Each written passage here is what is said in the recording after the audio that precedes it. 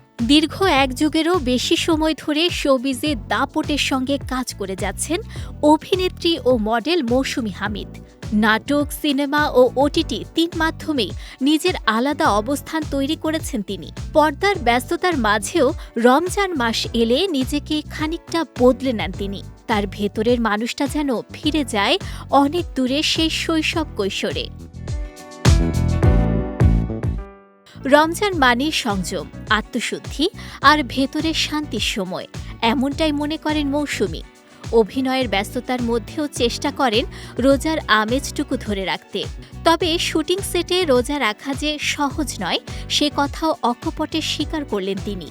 রমজানে শুটিংয়ের অভিজ্ঞতা নিয়ে হাসতে হাসতেই বলেন, আসলে আলাদা করে বলার মতো কোনো নাটকীয় স্মৃতি নেই, সবার মতোই রোজা কাটে। তবে একবার শুটিং করতে গিয়ে ভুল করে পানি খেয়ে ফেলেছিলাম। পরে ইউনিটের একজন বলল, আপু আপনি না বললেন রোজা? তখন বুঝলাম ভুল হয়ে গেছে।